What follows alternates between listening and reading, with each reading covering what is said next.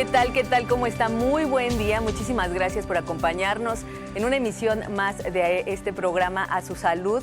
Les doy la más cordial de la bienvenida a quienes nos están sintonizando a través de los canales de televisión del Sistema Michoacano de Radio y Televisión, la tele de todos y de todas, y también a quienes nos están escuchando a través de la 1550 de AM, la radio de todos y de todas también. Muchísimas gracias por su compañía, gracias por sintonizarnos, y también quiero agradecer a Ros Boutique por el patrocinio de la ropa. Ros Boutique está ubicada en la calle de Italia, esquina con Holanda, en la colonia Villa Universidad, aquí en Morelia, Michoacán. Gracias a Ros Boutique. Y ahora sí, le quiero dar los números telefónicos por si usted tiene algo que comentar, algo que decir, algún tema del que le gustaría que habláramos aquí en este programa. Pues adelante, somos todo oídos para ustedes. 323-6016, 323-5626, y también hay una alada sin costo. Por si usted nos está viendo o escuchando en el interior del estado, es la 01800-536-9674, y un correo electrónico que es asusaludoficial@hotmail.com. Así que bueno, ahí está, por si usted se quiere comunicar con este equipo. Y bueno, el día de hoy, ¿qué le digo? Vamos a platicar con el doctor Seferino Romeo Ruiz Hernández. Él es coordinador del Programa de Salud del Adulto y el Anciano de la Jurisdicción Sanitaria número 1 aquí en Morelia, ubicada aquí en Morelia, y vamos a platicar acerca de la diabetes. Ya hemos abordado varios temas con respecto a la diabetes, conforme hemos ido transmitiendo este programa. Usted recordará, si nos ha seguido en este programa, que hemos hablado ya de esta temática, pero ahora vamos a platicar con el doctor, claro, de diabetes y de algunas consecuencias que tiene la diabetes. Entre ellas vamos a sacar un poquito de hebra con el tema de retinopatía diabética, así que vamos a hablar de estos dos temas, sobre todo este tema que encierra la diabetes, y como parte esencial pues vamos a tocar también un tema que es propiamente correlacionado con la diabetes, que es retinopatía diabética. Y pues bueno, si usted tiene algo que decirnos, pues ahí están los números telefónicos. Doctor, le doy la más cordial bienvenida. Muchísimas gracias por acompañarnos en este programa. Gracias a ustedes por la invitación. Al contrario.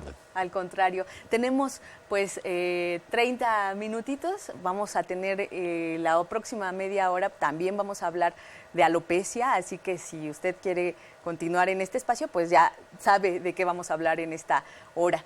Doctor, pues bueno, a ver, platíquenos.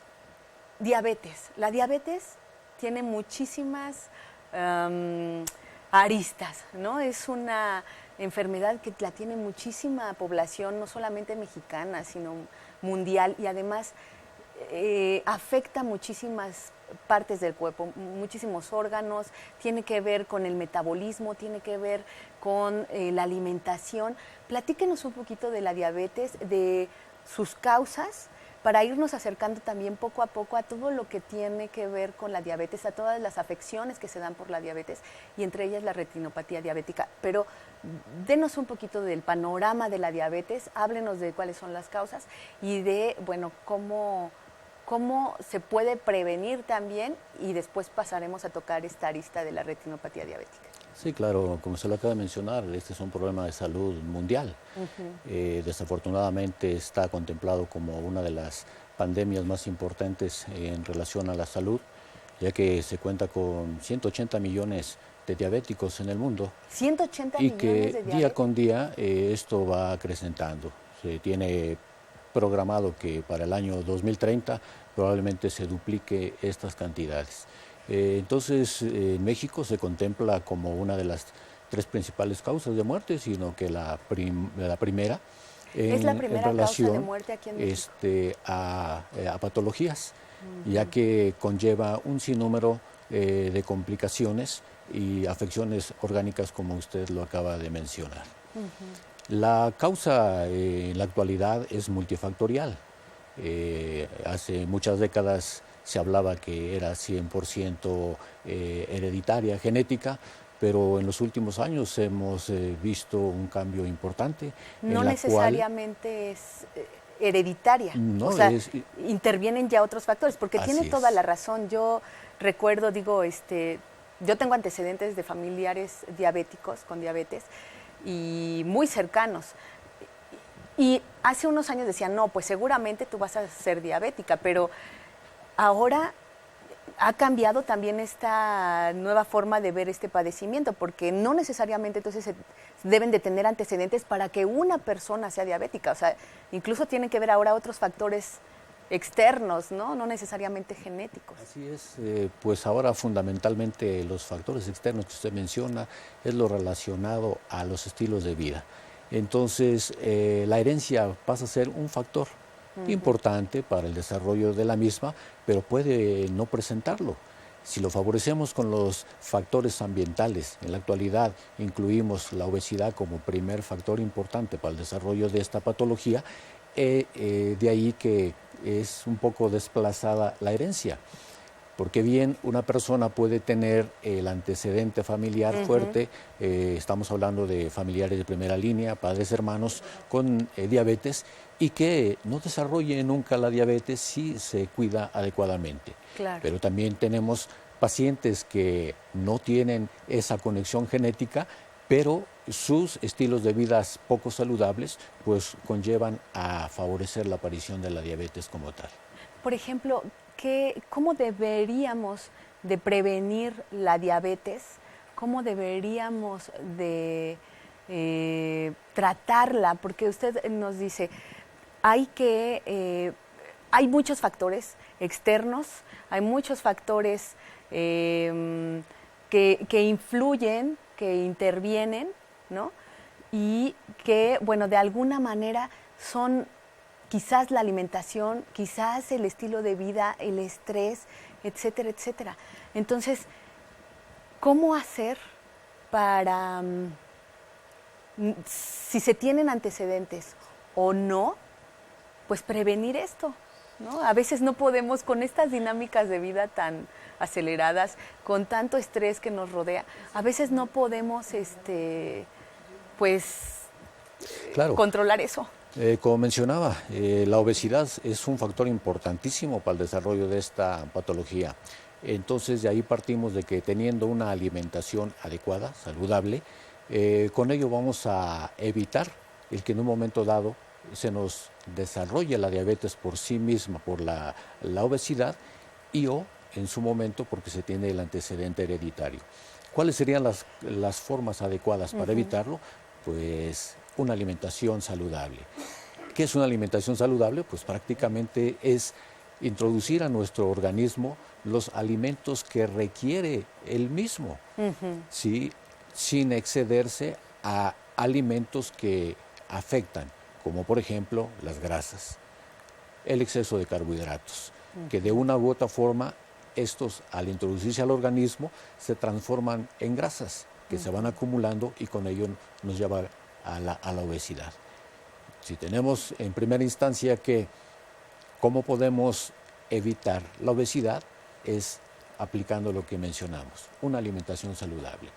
Aunado a esto de alimentación saludable es también realizar ejercicio.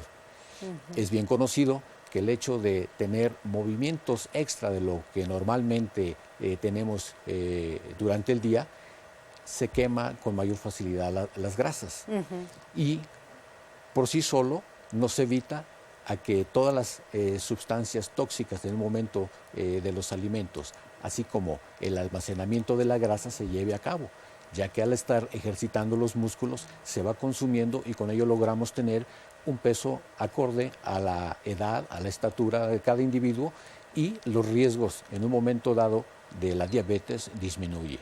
Aún los pacientes que tienen diabetes y realizan ejercicio, doblemente les es de utilidad, puesto que al estar consumiendo sus músculos la fuente principal, que es la glucosa, prácticamente disminuye los niveles en la sangre y mucho con ello no requieren a lo mejor de cantidades abundantes en relación a medicamentos. Claro, de medicamentos o de insulina, ¿no? Por ejemplo.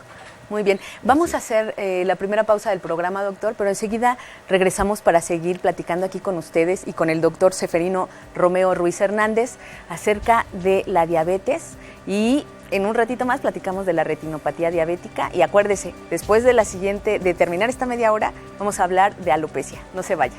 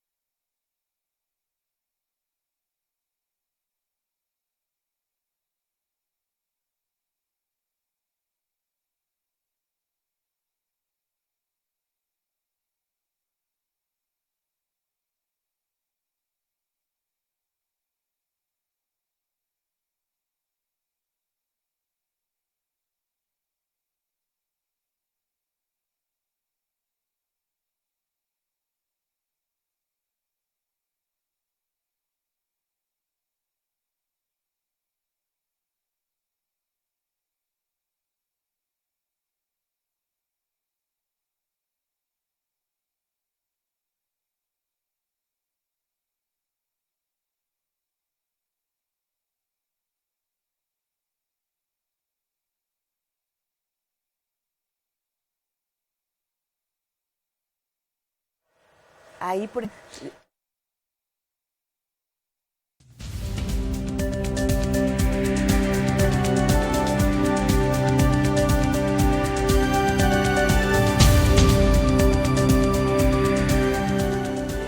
Aquí seguimos en A Su Salud. Muchísimas gracias por continuar con nosotros en este espacio. Les recuerdo que estamos totalmente en vivo, transmitiendo desde los estudios del Sistema Michoacano de Radio y Televisión, y los números telefónicos son 323-6016, 323-5626, y también está una alada sin costo, que es 01800-536-9674, y un correo electrónico que es asusaludoficial@hotmail.com. Y estamos platicando con el doctor Ceferino Romeo Ruiz Hernández. Él es coordinador del programa de salud del adulto y el anciano de la jurisdicción sanitaria número 1 aquí en Morelia, Michoacán. Y bueno, doctor, usted nos enfatizaba mucho antes de salir al primer corte del programa, que era muy importante tener en cuenta para poder prevenir y para poder, si ya se tiene la diabetes, bueno, la alimentación es importantísima, y aunado a eso el ejercicio, el acondicionamiento físico, la actividad física. Si no se tiene, pues también es importante lo que se consume, no consumir tantos carbohidratos, azúcares, tener una alimentación sana, ¿no? Variada, pero sana. Usted nos decía, es muy importante redundar en el asunto de la actividad física y de la alimentación. En ese sentido, ¿qué más nos podría decir? Sí, mire, de hecho, como mencionamos anteriormente, el ejercicio es fundamental. Nuestra población no está acostumbrada a realizar ejercicio. Ahora, en las últimas décadas, con los cambios de reestructuración de la sociedad, nos hemos vuelto más sedentarios. Los niños ya no salen a jugar como antes, al trompo, sí, a las canicas, la pelota, a correr, a la calle, sí, la cascarita. Los niños y las niñas de todavía hace unos no muchos años, doctor, todavía éramos los dueños de las calles. Así es, que el avioncito y demás. Ahora los niños se concentran en estar jugando las maquinitas, los celulares, el Nintendo y demás. Ya no se realiza ejercicio. Entonces, aquí es promocionar desde la infancia que se retome esos juegos infantiles que en un momento dado los va a tener más activos. En cuestión del adulto, el programa que yo estoy a cargo se maneja a partir de los 20 años de edad en adelante. Entonces, este programa que usted coordina, que es el del adulto y el anciano, así es. Desde los 20 años se puede empezar, ustedes están coordinando en la jurisdicción sanitaria este programa. Quien quiera acercarse, que tenga la edad de 20 años o más, puede acercarse a ver con qué cuenta este programa. Sí, mire, de manera general y hablando en el ámbito médico, a partir de los 20 años es una etapa en la cual debemos retomar nuestro sistema de vida y salud, puesto que ya se pasaron 30 años donde tuvimos una alimentación rica en todos los aspectos, carbohidratos, grasas, etcétera, etcétera, y que ya traemos un daño inicial a nuestra salud. Entonces, a partir de los 20 años vamos a detectar oportunamente mediante instrumentos específicos, aquí le denominamos un cuestionario de factor de riesgo, donde al acudir a cualquier unidad de salud, el personal le aplica una serie de preguntas al individuo a partir de los 20 años, tomándole medición de peso, de talla, de glicemia para ver cómo están sus niveles de azúcar y así encontrar si hay algún riesgo cardiovascular ya presente en ese momento o que pueda presentarlo en poco tiempo. Ese es el beneficio que el sector salud, en todas sus unidades de salud, al acudir las personas, se les realiza para detectar oportunamente. ¿Qué debemos hacer entonces para evitar, como mencionaba usted al principio, la aparición de la diabetes o, si en su momento ya está presente, evitar las complicaciones? Ejercitar el cuerpo. Sí, hay 1000 formas de realizar ejercicio. Si no tenemos ese buen hábito, debemos iniciarlo a la voz de ya. Nosotros recomendamos mínimo que se empiece con una caminata de 30 minutos diario y poco a poco, de manera paulatina, ir incrementando el tiempo, 40, 45 minutos, 1 hora. Todo ejercicio, todo movimiento que se realice con esa secuencia de todos los días, mínimo 5 días a la semana para los que no tienen el padecimiento y para los que ya están presentando es todos los días de la semana realizar ejercicio. Claro, evitar la sal en exceso, seguramente, evitar carbohidratos, ya lo dijo, tomar agua en lugar, por ejemplo, de refrescos o de bebidas azucaradas, ¿no? También, claro, eso es importante. Con respecto a la alimentación saludable, incluye esto, donde debemos aportarle mayor cantidad de verduras y frutas al organismo en vez de estar comiendo grasas saturadas, ¿sí? Grasas de animal, que esa es la nociva para el cuerpo. El hecho de tener una dieta adecuada, en el caso de la diabetes, se recomienda y de forma estricta evitar los carbohidratos simples que vienen en el refresco, en los pasteles, en todos los pastelillos que son prácticamente el pan nuestro de cada día de la población. Cierto. Desafortunadamente, ante esta problemática de enfermedad como es la diabetes mellitus, todo lo sabroso es veneno para el organismo. Por ello tenemos que evitarlo. Que dicen que nada es más rico que guisado con grasita o con manteca, ¿no? Sí. Usted habló de otra patología que es la hipertensión arterial. Es una enfermedad que casi es prima hermana de la diabetes, porque se propicia el medio en el organismo para que aparezcan otras enfermedades, entre ellas está la diabetes. Y lógico, la hipertensión. Y lógico, si tenemos también ya datos de tener alteraciones de la presión, la sal, al igual que en la diabetes el azúcar es veneno, la sal lo es para la presión arterial. Claro, y entre ellas seguramente, pues bueno, están muchas otras variantes que se dan o que se detonan después de la diabetes. O sea, ya nos dice que la hipertensión es la prima hermana de la diabetes, pero ¿qué otras? Bueno, aunado a esto está ahora sí que la famosa triada de enfermedades, que es diabetes, prima hermana de la obesidad y la hipertensión arterial. ¿Sí? Claro. Y esto conlleva a también tener afecciones con respecto a los niveles de lípidos en la sangre. Entonces aquí aparece otro padecimiento que se llama dislipidemias. ¿Sí? Y todo esto en conjunto nos lleva a un riesgo cardiovascular mayor. Entonces, ¿qué quiere decir? Que se están afectando nuestros vasos sanguíneos, nuestro corazón, vienen los infartos, vienen los accidentes cerebrovasculares y por ello es el que tenemos que evitar con prontitud a llegar a presentar estas enfermedades fatales para la salud del individuo. Y una de esas afecciones también es, por ejemplo, esto que que vamos a abordar como una arista, la retinopatía diabética, que también, ¿cómo es que afecta a muchísima de la población que tiene este padecimiento de la diabetes? Hay muchas personas que pierden la visión, pierden la forma de observar el mundo por que empieza la diabetes, se tiene hipertensión, se tienen eventos cardiovasculares, accidentes cardiovasculares, y entonces también empieza a afectar muchos otros órganos, por ejemplo, como la visión, ¿no? Tengo entendido que la retinopatía diabética, pues también es como esta forma en que entran una cantidad alta de sangre y además de lípidos, ¿no? al ojo. Entonces, es importante. ¿Qué le parece si regresando de la pausa platicamos un poquito de esta afección que tiene la diabetes para que sea de conocimiento de las personas que nos están viendo y escuchando? Bien. Vamos a hacer una pausa y enseguida regresamos aquí en A Su Salud. Muchas gracias por continuar aquí.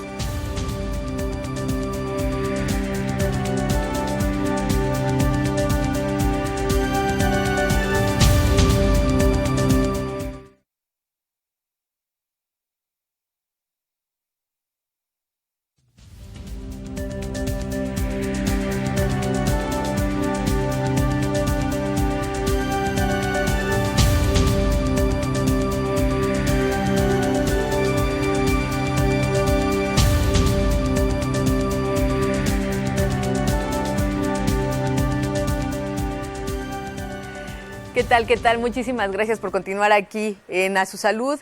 Estamos de vuelta platicando con el doctor Ceferino Romeo Ruiz Hernández. Él es coordinador del programa del adulto y el anciano aquí en la jurisdicción sanitaria número 1 en Morelia.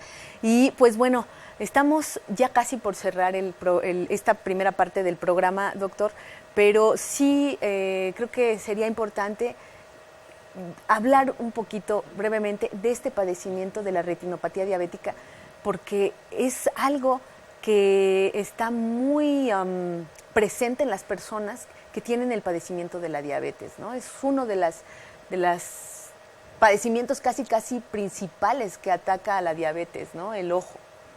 Así es, pues la retinopatía diabética es el primer complicación de la diabetes.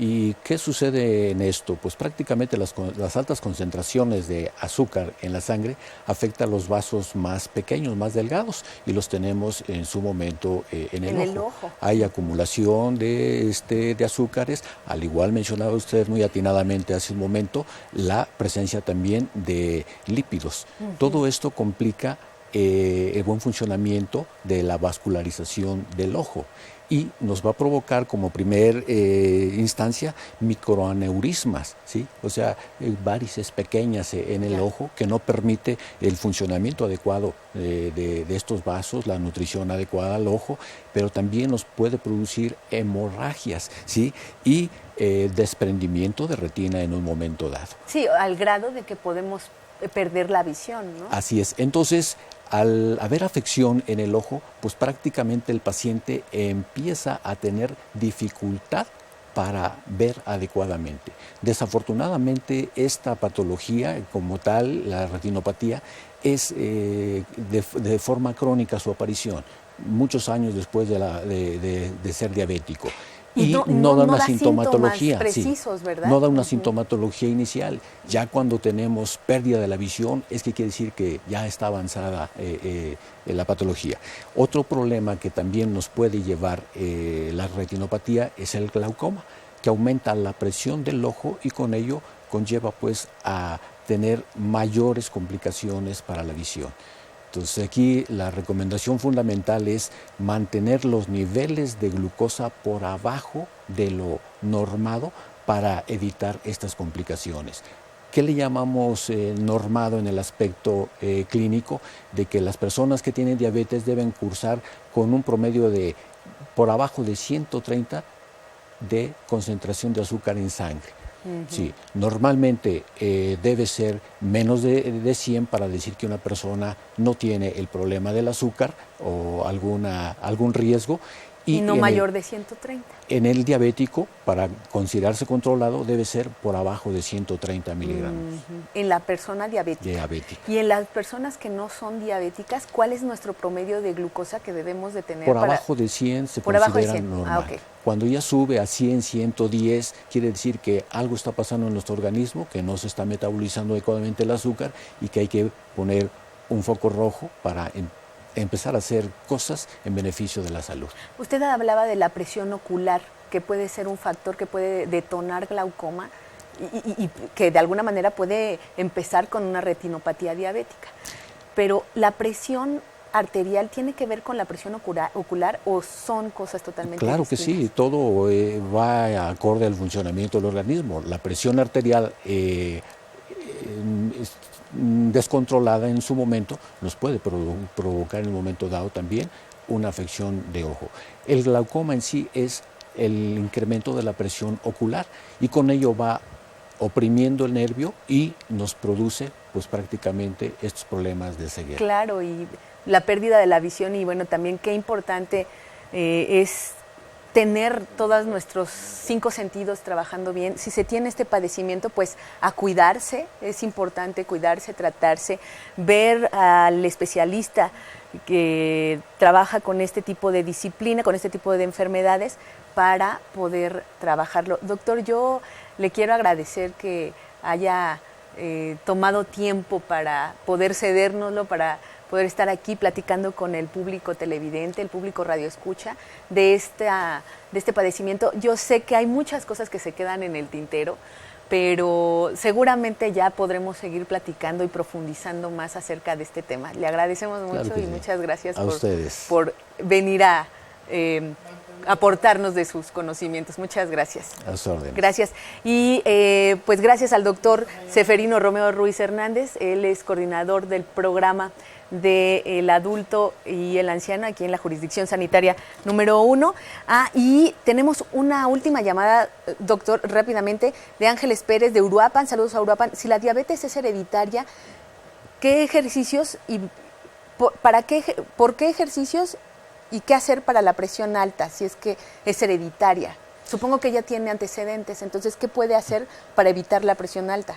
Ya lo mencionamos, realizar ejercicio, tener una alimentación saludable, disminuir de manera importante la sal en el caso de la presión arterial. Y la caminata que usted decía. El ejercicio fundamental y con ello evitaríamos en un momento dado que se detone este padecimiento que ya lo trae por genética. Perfecto. Muchísimas gracias, doctor. Pues ahí está la respuesta para Ángeles Pérez de Uruapan.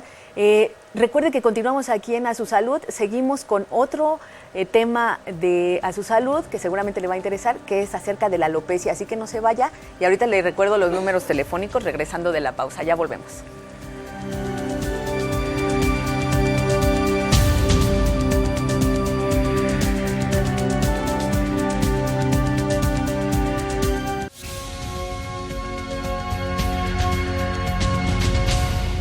La alopecia areata es una enfermedad que afecta a los folículos pilosos. Estos son áreas en la piel que dan crecimiento al pelo. En la mayoría de los casos, el pelo se cae a mechones, dejando áreas sin pelo del tamaño de una moneda estadounidense de 25 centavos. Muchas personas con esta enfermedad solo tienen unas cuantas áreas de calvicie. Sin embargo, algunas personas pueden perder más pelo, y aunque es poco común, la enfermedad puede causar la pérdida total del pelo o de todo el vello de la cara y el cuerpo. Cualquiera puede desarrollar alopecia areata. La enfermedad a menudo comienza en la niñez. El riesgo de tener alopecia areata aumenta si usted tiene un familiar cercano que tiene la enfermedad. La alopecia areata es una enfermedad autoinmunitaria. Normalmente, el sistema inmunitario protege al cuerpo contra las infecciones y las enfermedades. Cuando se tiene una enfermedad autoinmunitaria, el sistema inmunitario ataca por error otras partes sanas de su propio cuerpo. En el caso de la alopecia areata, el sistema inmunitario ataca los folículos pilosos. No se sabe qué causa esta enfermedad. Los científicos piensan que los genes juegan un papel importante. Ciertos factores pueden iniciar una reacción en el sistema inmunitario de las personas que tienen predisposición genética a esta enfermedad. Esta reacción hace que el sistema inmunitario ataque los folículos pilosos. Entre los posibles detonantes se encuentran virus o elementos en el medio ambiente. Hay posibilidad de que el pelo crezca de nuevo, pero también puede volver a caerse. Nadie puede saber cuándo se caerá o cuándo le crecerá el pelo. La enfermedad varía de una persona a otra. Puede que pierda más pelo o puede que la pérdida de pelo se detenga por completo. El pelo que usted ha perdido podría volver a crecer o no. Es posible que una persona que haya perdido todo el pelo lo recupere por completo. No existe una cura para la alopecia areata. Tampoco existen medicamentos aprobados para su tratamiento. Para ayudar a que el pelo vuelva a crecer, los médicos pueden usar medicamentos aprobados para tratar otras enfermedades. Hable con su médico acerca del mejor tratamiento para usted.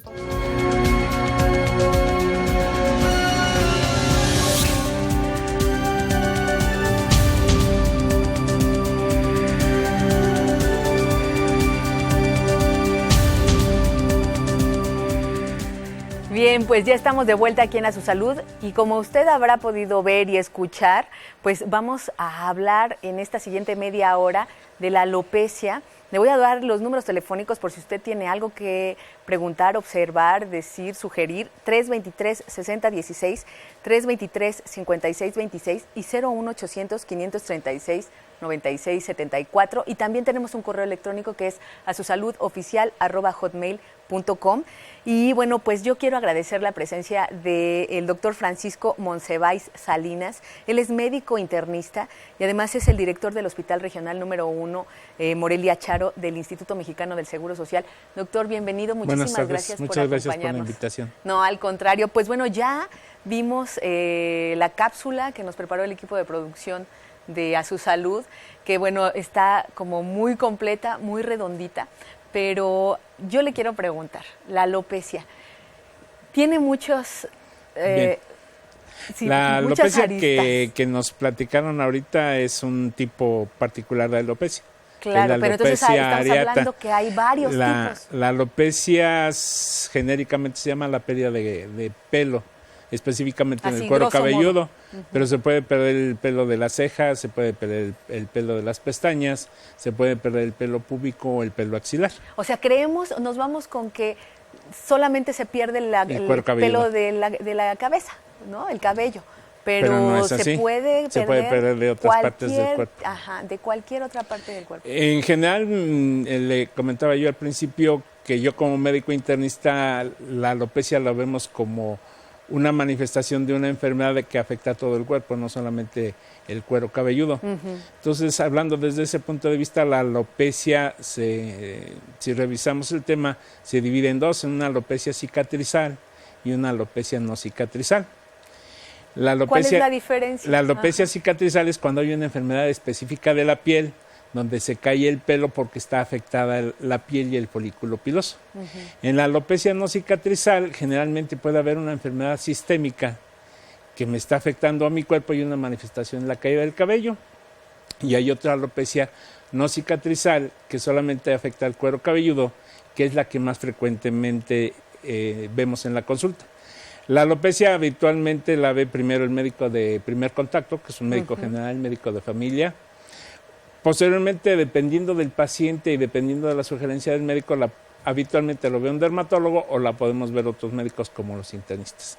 En el caso de la no cicatrizal que afecta a la piel, está la alopecia de tipo androgénico, que es la que vemos en los hombres, la alopecia de tipo androgénico de las mujeres, que también se puede ver, la alopecia areata que ya manifestaron ustedes, un término que se llama efluvio.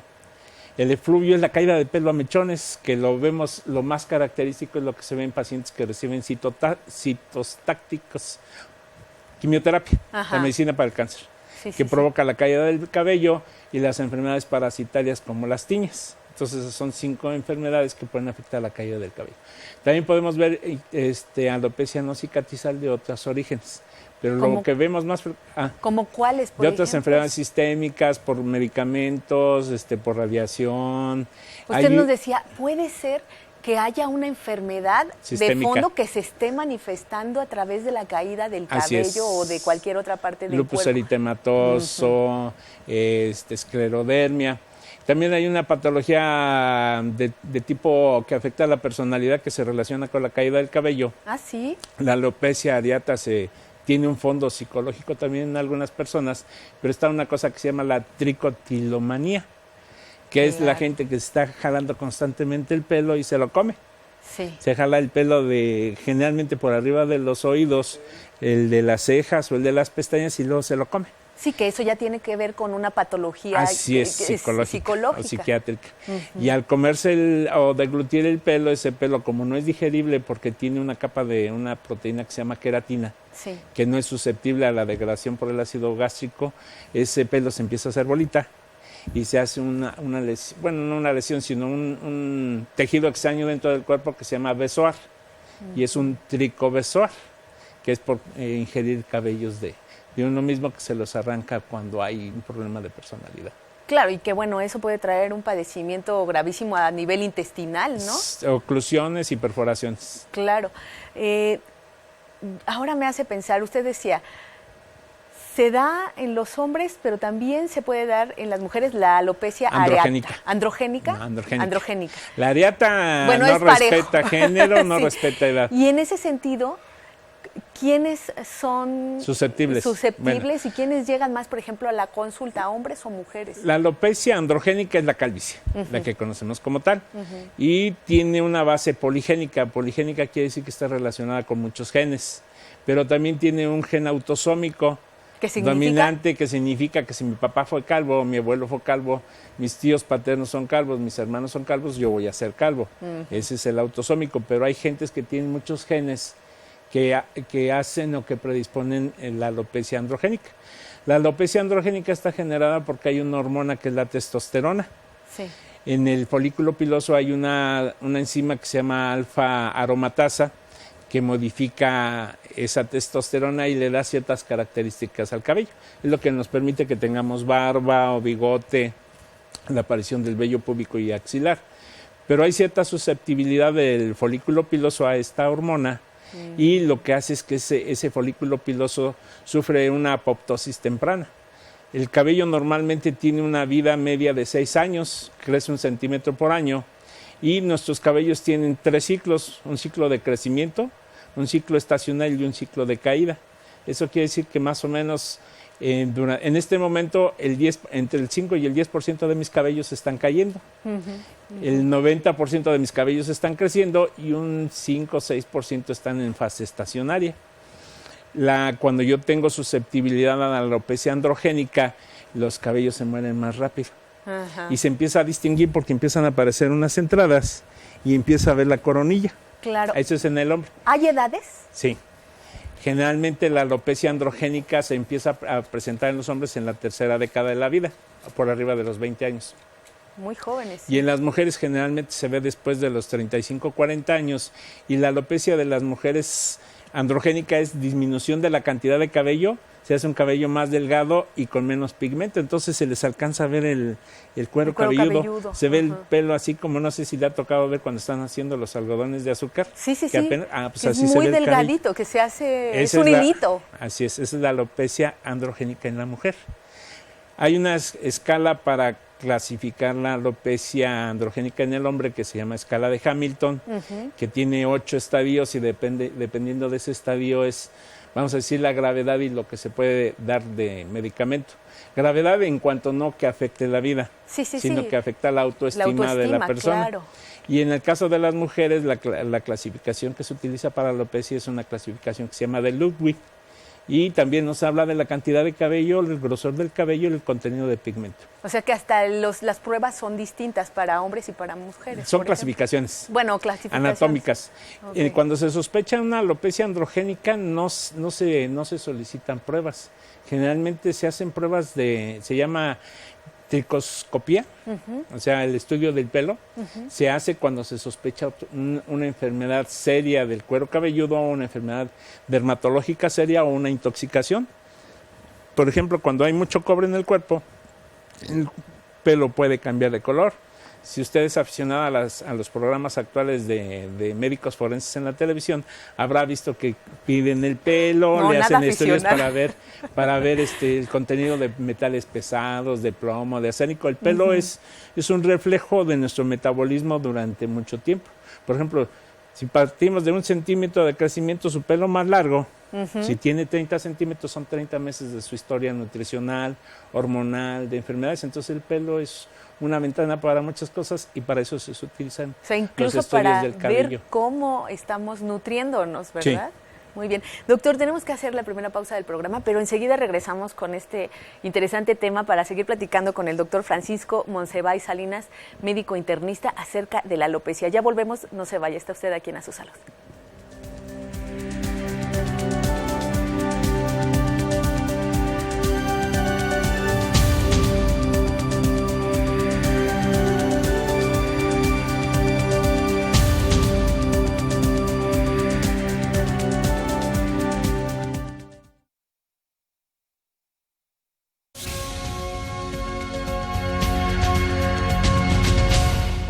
Porque tengo un hijo con ese problema y la verdad no supimos. ¿Qué fue lo que pasó? No supimos ni qué recetarle, ni qué decirle cómprate o vea.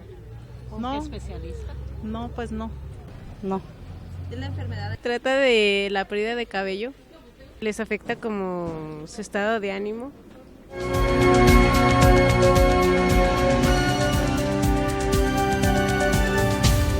Ya estamos de vuelta aquí en A Su Salud. Muchas gracias por continuar en este espacio. 323-6016, 323-5626 y 01800-536-9674. Además tenemos el correo electrónico asusaludoficial@hotmail.com. Estamos platicando con el doctor Francisco Monsiváis Salinas. Él es médico internista y director del Hospital Regional número 1, Morelia Charo, de aquí del Instituto Mexicano del Seguro Social.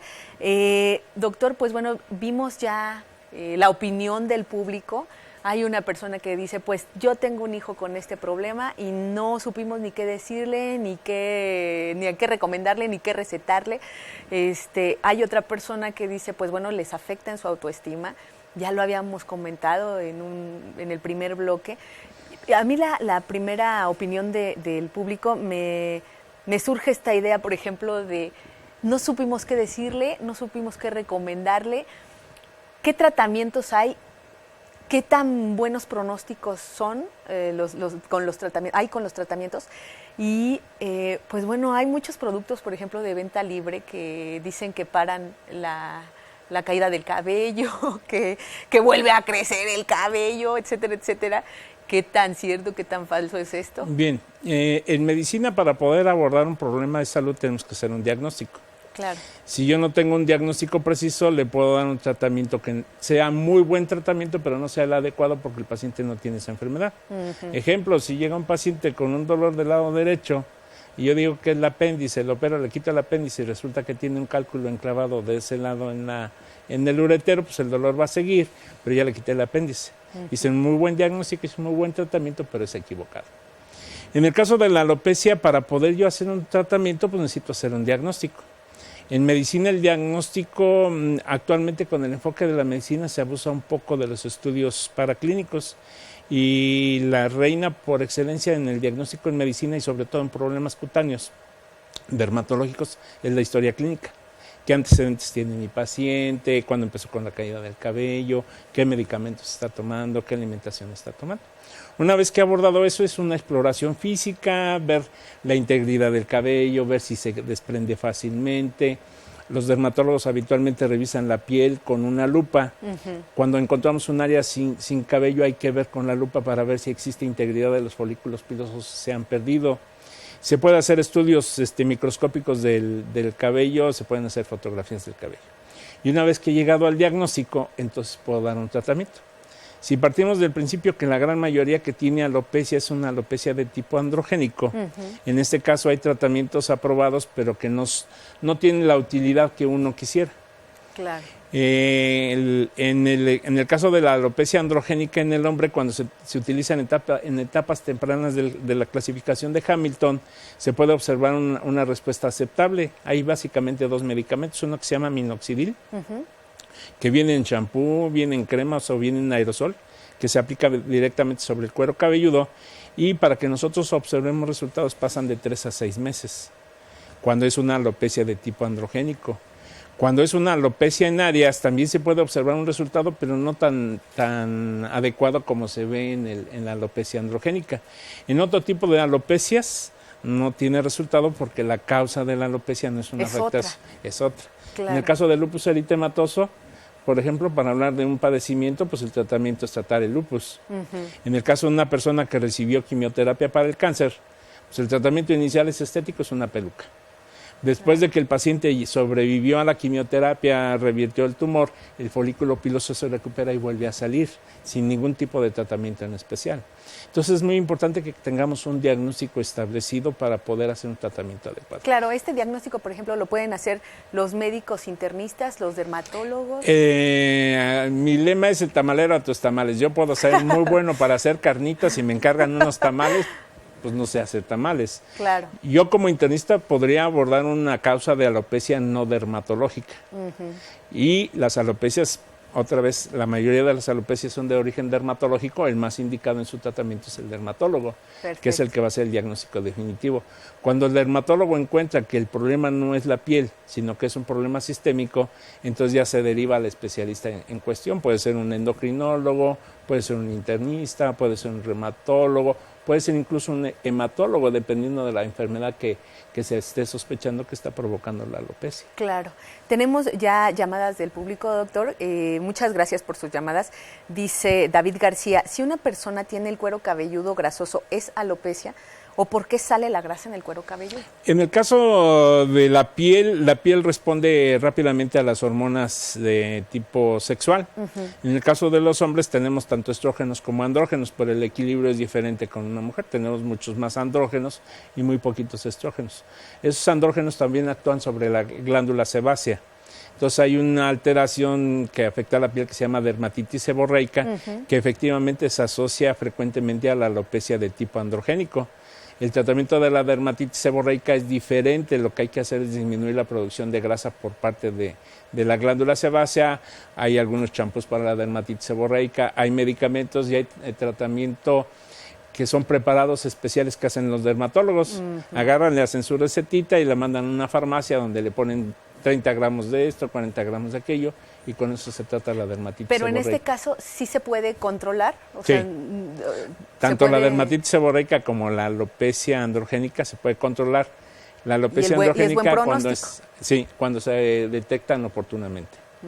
Si le decía yo hace rato a la persona que ya tiene mucho tiempo con calvicie, que vamos a revisar con la lupa a ver si existen folículos pilosos, ya no hay folículos pilosos, el único tratamiento es ahí el quirúrgico, un implante de cabello, pero si tiene buena reserva de cabello, porque si no le van a tomar los implantes de acá atrás, se los van a poner acá adelante y entonces nada más va a tener pelo en una tirita de cabeza. Eso ya depende de la técnica, de con quién van, en qué etapa de la calvicie están. Claro, por ejemplo, ahora que menciona esto del trasplante folicular, ¿es correcto?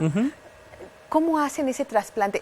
¿Pasan cabello de la misma persona donde tenga? Hacen una incisión, toman la piel, el grueso del cuero cabelludo, incluyendo el folículo piloso, y lo trasplantan. Haga de cuenta que están poniendo césped. Ajá, y ya después corre.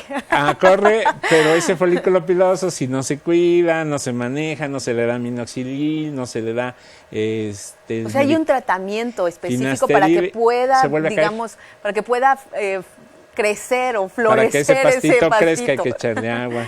Si claro. hacen la cirugía y no cuidan el implante, ese implante después de unos años vuelve a sufrir lo mismo que le pasó al pelo que estaba antes ahí, se empieza a caer y se empieza a cerrarlo y el tratamiento del implante dura muy poco. Pero el pronóstico, por ejemplo, si se hacen cirugías como estas, estético es bueno. Es bueno. Ok, pero bueno, claro, se tiene que tener como disciplina y seguimiento con respecto a lo que diga el médico. El que le implantó los cabellos. Exacto, pero digamos el pronóstico es si hay un cuidado ¿Se va a volver a caer? No, puede Si no toma crecer. finasteride y no se pone minoxidil, se vuelve a caer. Es, Porque ahí es está un la hecho. testosterona. Sí, porque tenemos el hombre, para entrar a lo que equivale a la menopausia en la mujer es que quiere decir que deja de producir estrógenos. Para que un hombre caiga en andropausia, o sea, que sus gónadas deje de producir testosterona, llegamos más o menos a los 70 o 75 años y todavía los niveles de andrógenos no son los de un muchacho de 26.